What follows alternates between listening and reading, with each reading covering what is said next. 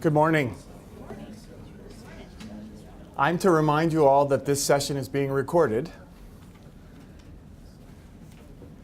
My name is Greg Weitzel. I'm Director of Parks and Recreation for the City of Idaho Falls. And I always like to start with something funny. So I'm going to tell you my favorite park trail joke. Old man goes to the doctor because he's not feeling well. 2 weeks later, the doctor sees him walking on the Greenbelt with this beautiful young lady on his arm, looking as happy as can be. So the doctor goes up to him and says, "You sure are feeling better, aren't you?" And he says, "Yes, sir, Doc. I took your advice. You said, get yourself a hot mama and be cheerful." And the doc said, "I didn't say that. I said you got a heart murmur. Be careful." It's my pleasure to be here today, and we're going to talk about three main things. First, challenges and trends that a park and rec director faces. Connecting our community, which is our bicycle and pedestrian plan in the city of Idaho Falls, and Idaho Falls Canal Trails, opportunities, challenges, and strategies.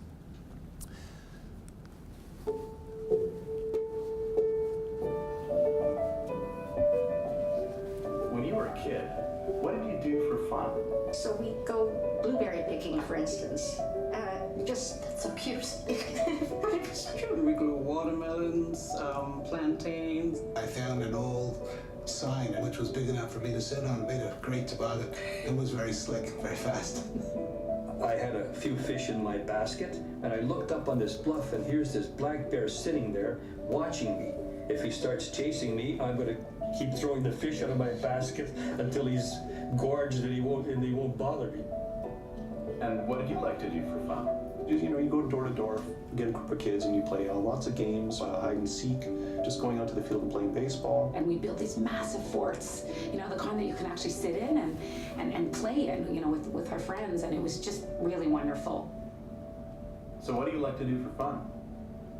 Video games, definitely. I like to go on my phone, text, Some email. My favorite thing to do in the world is definitely watching videos and playing video games. Those take up so much of my time. 3 hours or 3 to 4 hours a day. Same. 5 hours straight. Just last week, I watched 23 episodes of a TV series in less than 4 days. I forget. I'm in a house, I have parents, I have a sister, I have a dog, I just think I'm in the video game, I completely get lost. I would die if I don't have my tablet. Whenever I feel upset, I'd play video games and I'd feel normal. It's really wonderful. When your daughters grow up, your great-great-grandkids, what do you think will happen if this trend continues? It's scary to think that they'll never have to leave the house. Cindy grew up doing a lot of the things that I did and enjoyed. And I see what my grandsons are doing today, and it's mind-boggling. By the time they have kids, it's going to be a really different environment. I actually feel a little sad because I feel like he's missing out on what's out there in the beautiful world.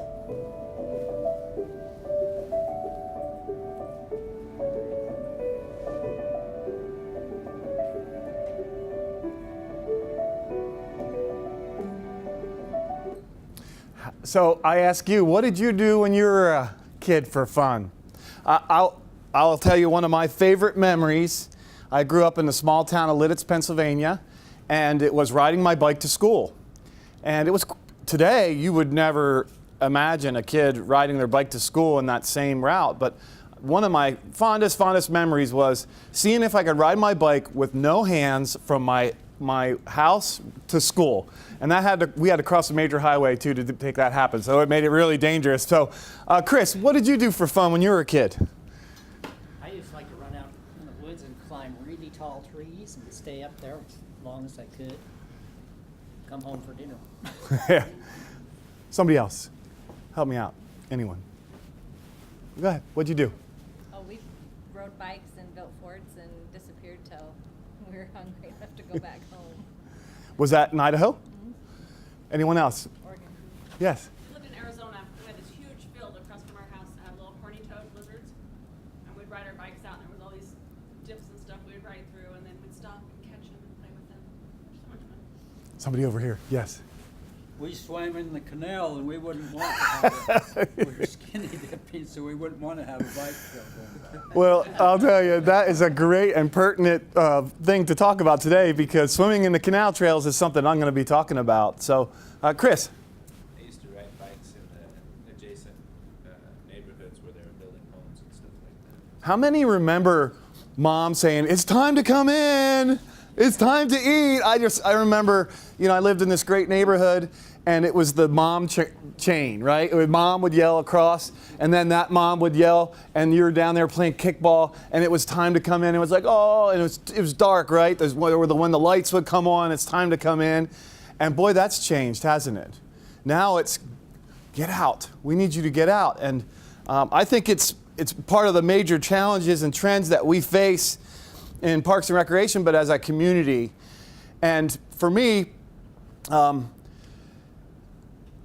I'm really concerned, and you should be too. How many have heard of Simon Sinek's The Golden Circle? So what Simon Sinek says is most of us know what we do. Most of us know how we do it, but we don't know why we do it. So, and that's what I want to talk about. And I think these challenges and trends that I'm going to walk through are part of the why. They're the reason that we're here today. And I enjoy speaking with folks like yourselves, because I know we're very much share similar goals and interests. So, technology and highly stimulating technology. I say today that this is going to be like cigarettes in the past. Soon they will come with a warning label that says, dangerous for your health. Mark my words, it will happen, because we just don't know what the ramifications of all this technology are. It's such a boom. You remember when doctors prescribed, they said smoking was good for you. Trust me, this is not good for us. And I think everything in moderation is okay, but it's very highly addictive, right? For adults and kids alike. Most of you have seen this slide, and you all can take a guess how many hours we watch on TV, right? I'm not going to surprise you. It's 7.5 hours, but I guarantee it's over 10 hours now on screen time when it comes to when we're watching on our phones and iPads and laptops. And it also always just leads to less active lifestyles, right? The more time we're on tech, the less time we are active. I love this shirt. It says, "I'm out of bed, what more do you want?" Well, we want you to not be obese. We want you to be active. And then if you're not active, you're not outside, then you've heard of the Richard Louv, hopefully many of you have heard Last Child in the Woods. This is the nature deficit disorder as a direct result of the disconnection from nature and this highly stimulating technology. We're also much more active community as far as the seniors go. Back in the day, the seniors were fine with playing shuffleboard and cards. Now they want to live in active communities. So think about, everyone's driving now, right? Everywhere. Everything they do, they drive to go to. But back in the day, we used to walk and ride our bikes. Now we can't even walk into our fitness centers. And this is a real picture in California. But also how we develop our communities is a major trend or challenge. And many of you know someone who lives in a community like this, right? Or a neighborhood like this. How many? Anyone here live in a place like this? So if Parks and Recreation was at the table when this community was being developed, and I'm so glad I have my assistant city and public works director here who actually does development agreements. Plug. Bobby lives in this house. Tommy lives in this house. How do they get together to play? Mom drives them around, right, and drops them off. But if Parks and Recreation was at the table when this development was being designed, we would say, put a little park on the corner, put a trail connecting the neighborhoods, and how easy is it for the two children to get together and play? It's just that simple. But is it? Chris, is it that simple? Why isn't it? There's other challenges that present themselves. So can you give me just a one that comes up regularly when you're working on development agreements? The developer's bottom line. Right? It's money. So, and there's some folks from Meridian here. Where's the Meridian folks? Right here. I got to spend, my mayor and I came and spent a day with your director, Steve, who's a good friend of mine, and we drove your city. And I always tell this story. We were into some of your new developments, and the mayor and I's eyes were wide open as we saw these trails and park spaces, and we're like, how did you do this? And they're like, well, we have impact fees, right? You have and mandatory dedication. And well, don't the developers balk? Aren't they going to go to Eagle or somewhere else? No, he said they love it. It makes their communities or developments more attractive. It raises their property values, and now they just expect it, right? I mean, so there is a way to do it. In Idaho Falls and many other communities, especially in Idaho, we seem to kick the can down the road in the name of being conservative. But what it does is it puts a burden on the next generation. In Idaho Falls, we have 30 playgrounds. 23 of them are out of compliance right now. We can't even get parts to replace them. A lot of times our trail maintenance, just due to emergencies or just lack of maintenance, are crumbling or in disrepair. Our rec center was built 80 years ago by the WPA. So these are a challenge, especially when we talk about trying to find the funding that we need to implement these important projects in our community. That's where the challenge really comes in, because we're stacked up against fire and police, and I'm speaking to the choir, right? It's so hard to get that funding, and that's why I think we need to think outside the box in how we present our projects. So many of you may have seen this quote from Sam Adams from Portland. He said, in 1993, we weren't the bicycling capital of America. 17 years later, for the equivalent cost of a single mile of freeway, we have a bike infrastructure. Or Gabe Klein, who's a really popular person in our field. There's the congestion problem, the pollution problem, the obesity problem, the gas problem. Bikes are definitely a symbol of what your city stands for. I always use this three-legged stool as an example of how we get projects completed in parks and recreation or bicycle and pedestrian improvements. The first leg is obviously the technical feasibility, and I'm so glad that our Assistant Public Works Director is here, because he's the person who takes care of that technical feasibility part. Is it feasible to build this trail? The second leg is, do you have the funding? But can anyone tell me what the third and most important leg is? People? Close? Dana? Political will. Correct. And how do we get political will, right? That comes from the ground up. That comes from the people in our community demanding that we make the types of improvements that we want. Demanding that we have a safer community. And it's always started with just one person, right, eventually. And then the community starts to groundswell. And we've seen that in Idaho Falls. And I'm really excited to share some of those projects and what we're doing going forward here. So that's what we did. We put the idea generator together. And Danelle's here too. She's our bike and ped coordinator. She was very instrumental in the idea of how we connect our community. And that's what we ended up calling our bike ped plan, Connecting Our Community. We didn't want to just call it the bike ped plan. We wanted to really relay to our community that what it's about, right? Remember the why? The why in what we're doing. And that's what connecting our community is about. So we were able to involve multiple cities in our area. So our BMPO, which is our Bonneville Metropolitan Planning Organization, which Danelle's a part of. I got a little ahead of us. Ammon, Iona, Yukon. We ended up hiring Alta Planning to assist us with that. But we did a lot of work ourselves too. And it worked on the on and off street network. And I think what I'm most proud of is how well our community came out in response to it. More than 1,500 people contributed to our planning effort. And this is our trail network today. And the heart or the backbone of our shared path system is our Greenbelt. And it's 7 miles now and growing. And the vision of our COC plan was to create a comprehensive and interconnected trail network, to foster a culture of active living, and market our trail system as a destination, very much like our keynote speaker was talking about today. I wanted to ask you, by the way, have you seen any impact from accidents that occur in communities that may not appreciate all these cyclists or understand the share the road principle? That was one question I had for you.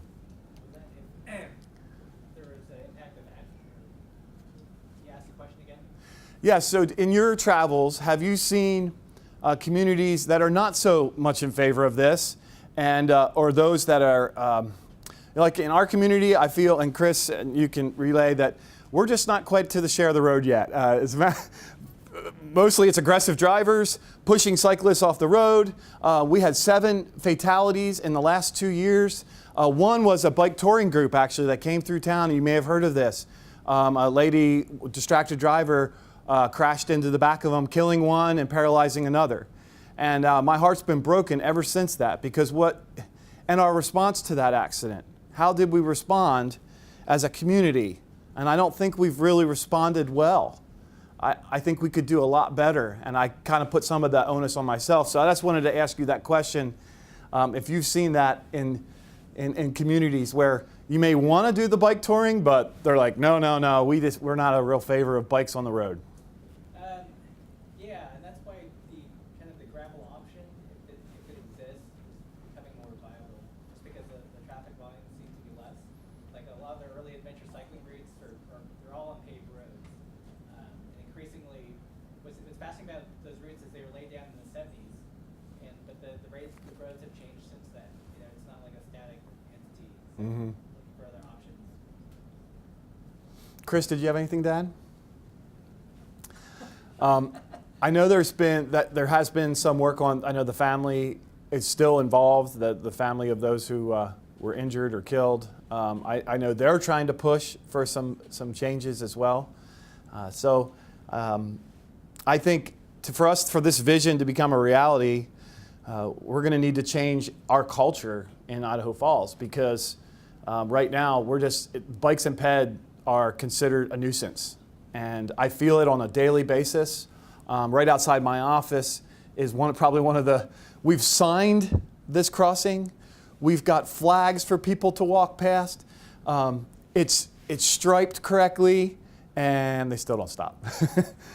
So it's a scary thing when I see families right outside my door trying to cross the street that's been well designed and has all the engineering that you would expect, but people still just fly right on through. Greg? Yes.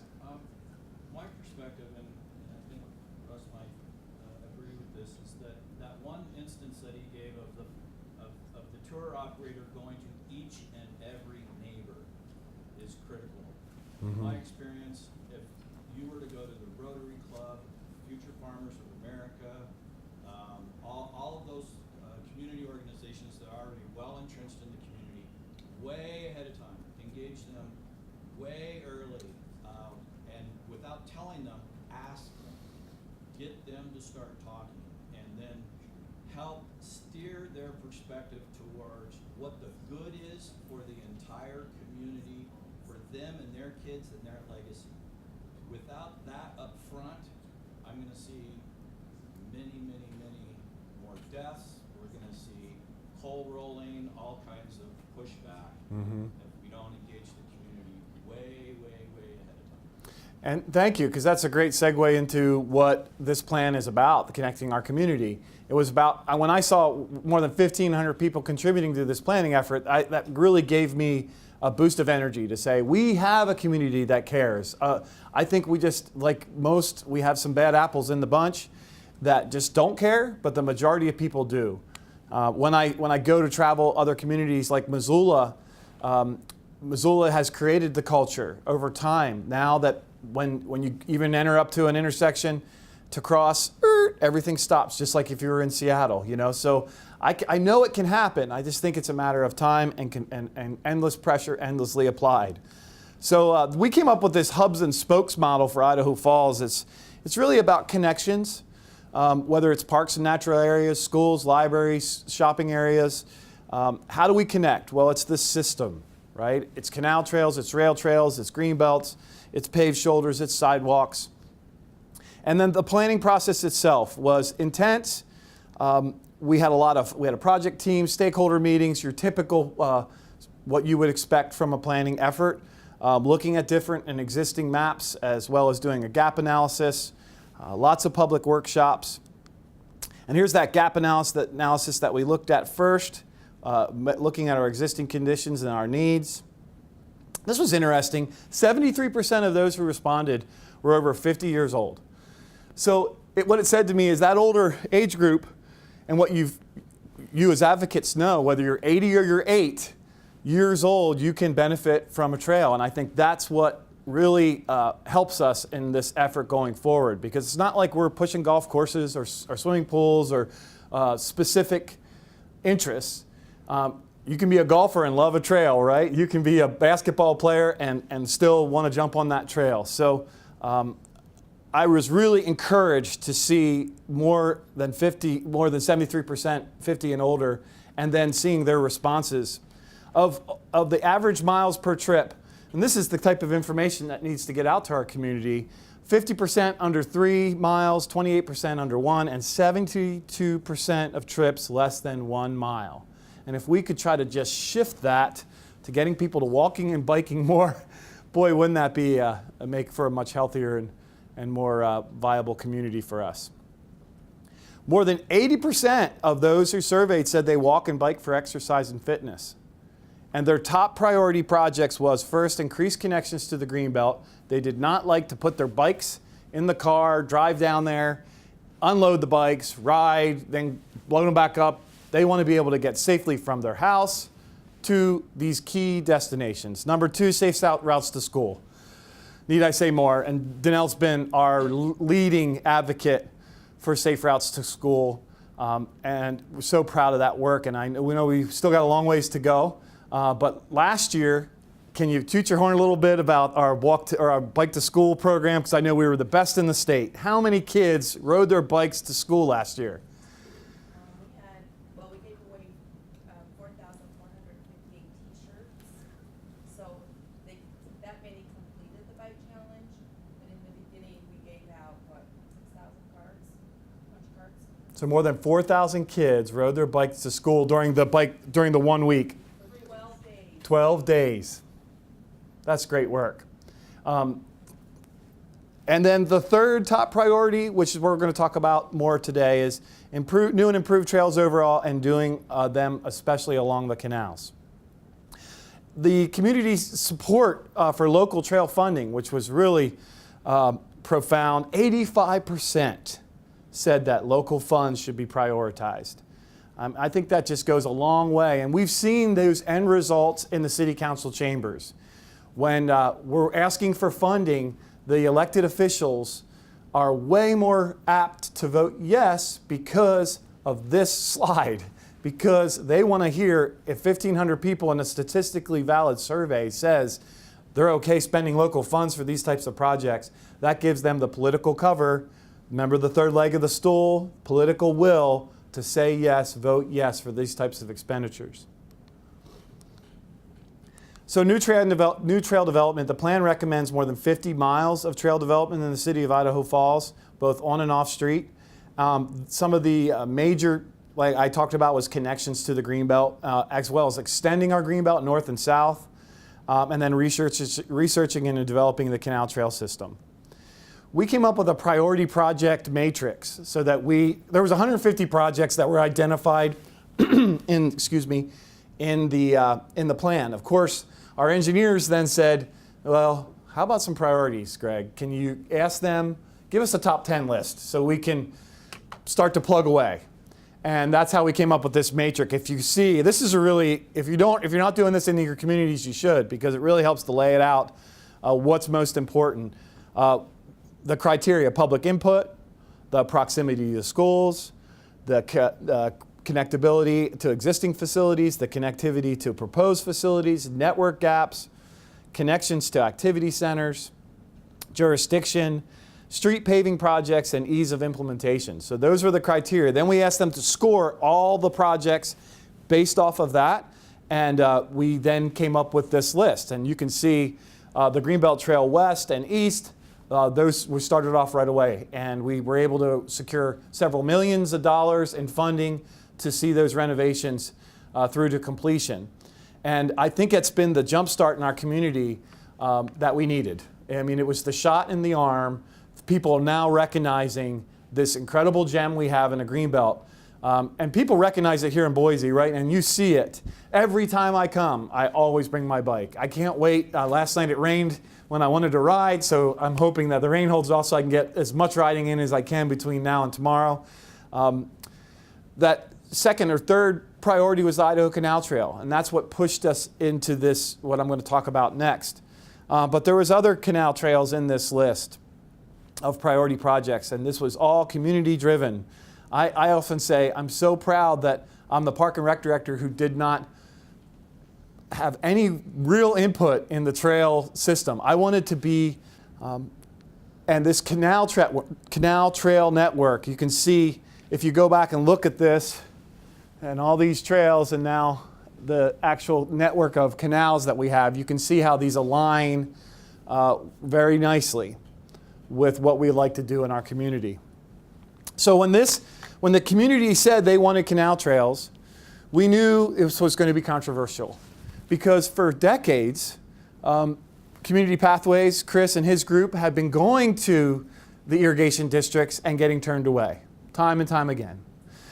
So what we decided was the mayor, myself, the public works director, and the planning director would go visit the irrigation districts before we released the plan to let them know that the community wanted to build trails along their canals. So we started with Progressive. This group right here, you can see the green. Most of it's in the city of Ammon. And befitting to their name, when we went to the district and told them this idea, they were very progressive. And they said, we love it. It's a great idea. We think we should do it. And so we felt pretty good about that. So then we went to the next district, Idaho Irrigation District, here in the center part of the city. And those district directors were, we don't know how much we like this idea. We went into the third Irrigation District Board meeting, the New Sweden, and they literally told us, get out of our office, you're going to kill kids. And then they wrote us this nice letters and sent us all sorts of things. I want to read it to you so you can get the feel here. Dear Mayor Casper, first I'd like to thank you and your staff for attending our board meeting. After this meeting, we had discussions with our insurance carrier and our legal counsel about the issue of bike paths or walkways on the canal right-of-ways. As a board, we were unanimous in our decision to hold firm with the policy that the district has had since the 1970s, when this topic first came up. We cannot legally or morally allow these pathways in any form to be placed on our rights-of-ways. We believe our easements have never been for the use of the general public, either in or out of the Idaho Falls city limits. Any way we looked at it, it came up as a huge negative outcome for the New Sweden Irrigation District.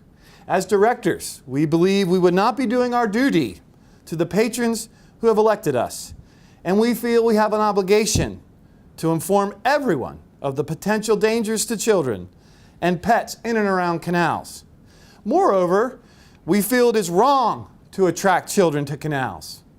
We are enclosing copies of 2 articles that support our position, one written and supported by the Idaho Water Users Association in partnership with Boise Parks and Recreation, and the other, which is a news release by Governor Otter, both warning of the dangers of the irrigation canals, signed by all 3 directors. And then here's the news release by the governor. And they highlighted, they said, on average, more than 6 children and adults drown in irrigation canals every year. In fact, more children in Idaho drown in irrigation canals than any other body of water. This year, for the first time, pet owners are being targeted in messages designed to educate the public about the hidden dangers of cold, swift water. And then they put this too. This was actually a flyer that was put out, and they highlight some areas. Canal banks are not safe playgrounds for children.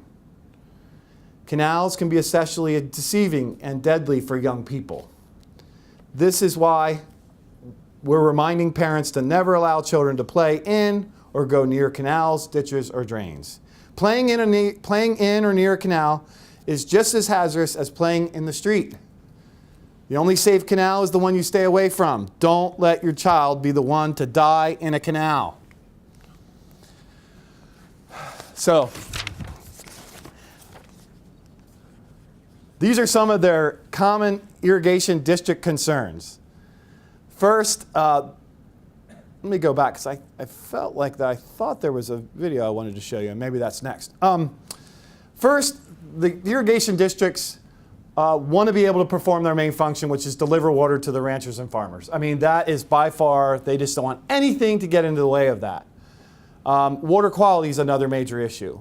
Obviously, public safety, liability for injuries and drownings is also a major concern, as you could tell from this board. Maintenance, crime, dumping, and vandalism is also a major concern.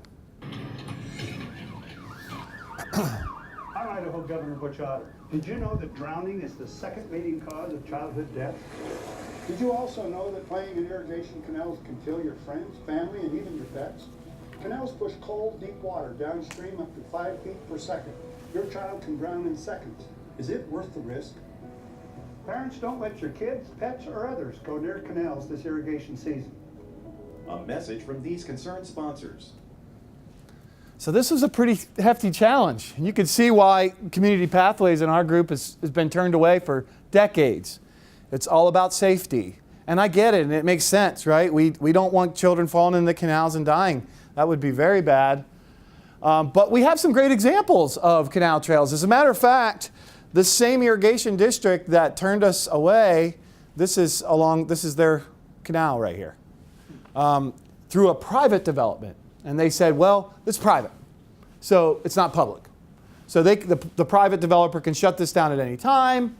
They are assuming the liability. We're not interested. There's another great example of, this is the Porter Canal Path on the west side of the city.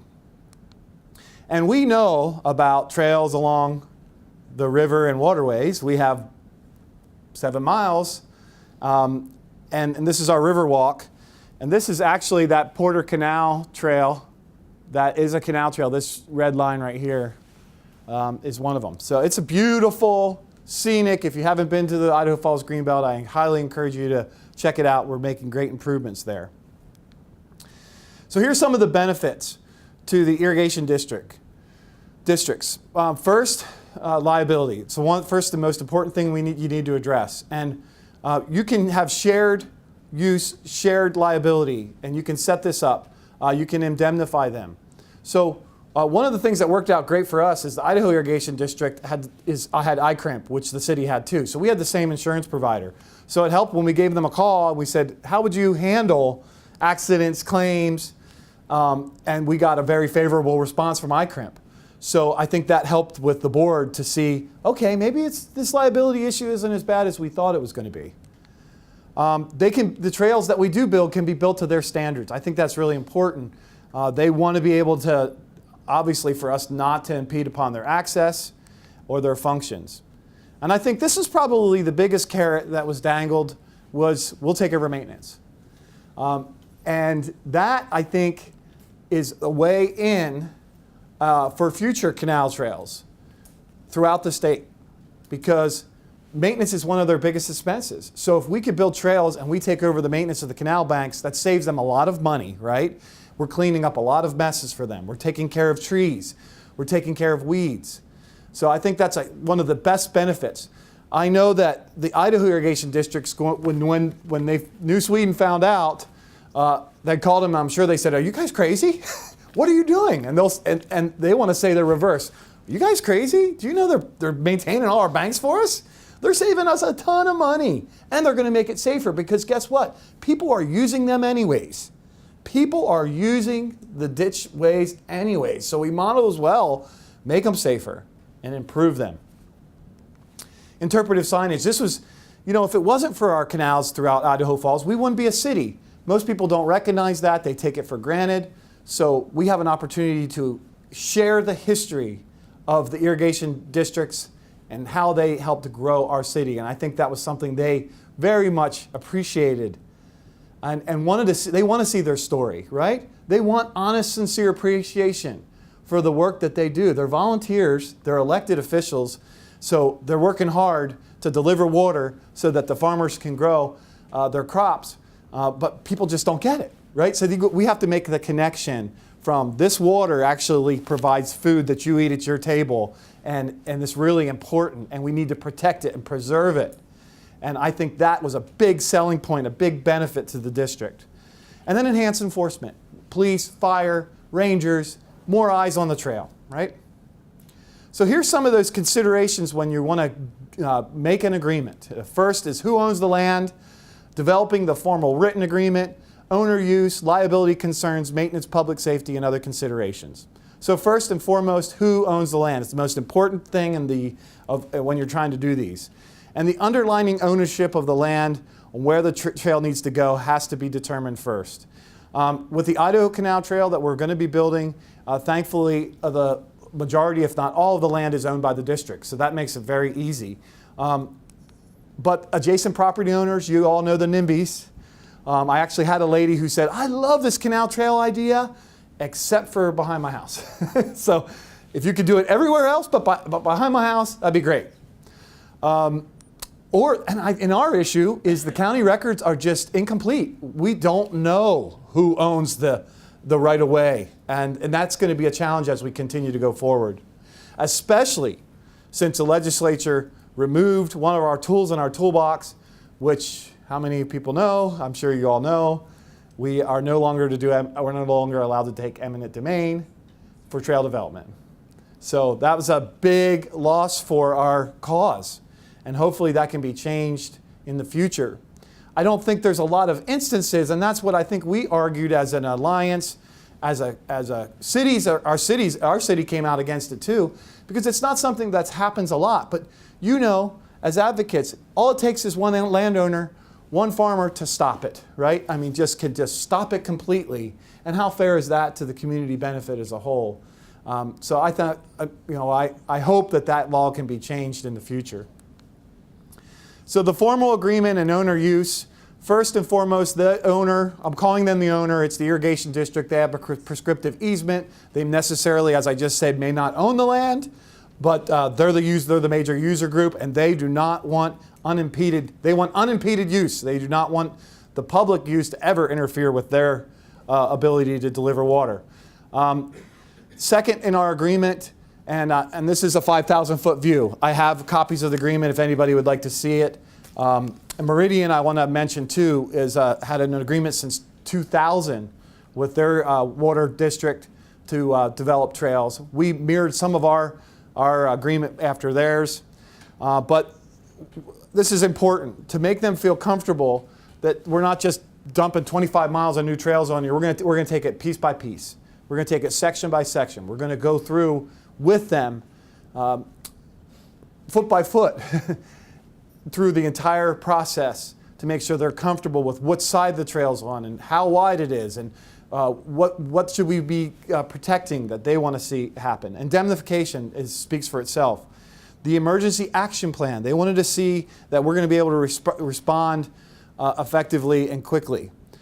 Maintenance standards is another one. They have maintenance standards, and they actually put it down in their agreement. They made a list for us where they laid out the maintenance standards of mowing, weeds, the riparian edge, how to deal with removal and trimming of trees and shrubs, and the ways in which we should be maintaining it. So just yesterday, our Assistant Public Works Director, myself, and our crew went and met with the Irrigation District and said, okay, what we're doing with maintenance is we've decided to break it up with over 3 years. So we're going to take over maintenance of a section this year, and then another section next year, and another section in the third year.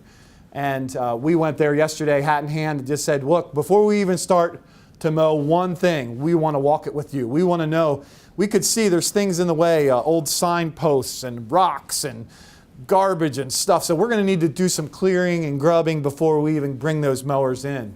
So, hi kids. How you doing? Greg? Yes. How much of an expense is that to the city? I mean, they already have the equipment and stuff. But these Correct. Yes, so of course we had to get the city council to agree, and we knew when the city council signed the master pathway agreement, we said we're going to need a new tractor, we're going to need a new arm mower, which they had bought for us the year prior, just anticipating that we were going to get this, and we're going to need some a new crew, especially some seasonal employees. So we broke it down. We did a cost breakdown. I can show you that too for our city, but every city is a little different, and at every level of maintenance that you provide can be different too. So the costs, and they're a little bit later in my slide, but our costs are going to be about $600 to $800 per mile, but some can be up to $9,000 a mile for maintenance, just depending on what you're doing and how you're doing it. For us, our standards are going to be 3 times a year. So we're going to cut in the spring, probably like 2 months after that, and then one more time in the fall. When I just say cut, but it's going to be more than that. We're going to have weed crews, garbage removal, spraying, according to their standards. We're going to spray, of course. Signage, education. Did I answer your question? Okay. And I can give you more. I can show you more detail too on the breakdowns of how it works. But liability concerns, it's the largest concern. They do not want to be held liable for public use injuries. And thankfully, if you didn't know, we have a recreational use statute in the state of Idaho. A lot of people don't know about it, but it's a limited liability. Actually, what it says is the landowner has no duty of care to those who use their property. So it is it's very well done. It mirrors many other states, and I think it's one of the most important documents we can have for I'll call it our movement of trying to improve and expand trails in the state. What's that called? It's called the Recreational Use or Trespass Landowner Liability. It's Title 36 in our Idaho statutes. And I can give you a copy of that too if you'd like. But it's Title 36, Recreational Trespass, Chapter 16, Landowner Liability Limited. That's what it's called. So here's some key public safety and security recommendations. This is not comprehensive, but there's some ideas here. Obviously, the public trails, we will argue, are safer and have less security issues than non-public trails. The canal, the irrigation districts know people are using their banks, but right now there's nobody they're not supposed to be there. They're technically trespassing. So if a kid or a dog falls in, nobody would really know. So if we build public trails, there's more eyes on the trails, which makes it safer, right? Just makes sense. But clearly mark no trespassing and other trail restrictions and safety signage. Be prepared for high water, gates and trail closures. Clearly post your hours of operation. This is a really good recommendation, which we're going to do. Locate mileposts every mile or the half mile, and then identify those markers, access them on the maps, and then share it with the 911 center so they know exactly where the access points are. Get keys or combination locks to your police so they know how to respond. Be proactive in just knowing that there's going to be an accident or a heart attack or a stroke on the trail, so be ready for that. Explore the need for fencing. A lot of people think fencing is the answer. It can be very costly and actually prohibitive to maintenance. I like the idea of a consistent fence line on the public side. So on the private side, you know what I mean? I'm not public, but the private side, so you don't have this hodgepodge of broken, wacky fences, that you can have a consistent line. But it's very expensive, so it needs to be considered before going forward with it. Provide security research and respond to those accidents in a timely manner and make sure you report them. And then another great idea is a volunteer trail safety patrol program. The other thing to consider is a public safety campaign, which is what we're doing with our agreement. First, we put it in our Discover Idaho Falls guide. This is a guide that gets delivered citywide, 25,000 copies, and we didn't mess around. We put it right in the centerfold. We put this flyer with Otto Otter. We're doing PSAs, videos, social medias, we'll have show our videos in the movies in the park, on our bulletin boards, and we're doing an elementary coloring book contest. The Idaho Water Users Association and the Bureau of Reclamation has this great Otto Otter program, and you can use that, and to your advantage, they'll give you as many coloring books as you want, and that's what we're going to do. So here's Otto Otter. Kids, Otto Otter here. Canals are not for fooling around, but don't take my word for it. Ask your governor. That's right, Otto. Take it from this otter. Canals can kill. The water is fast, cold, and deep. And if you fall in, it's very hard to get out. So playing here is risking your life. Stay out and stay alive. So this summer, stay cool, but don't use a canal as your pool. A message from these concerned sponsors.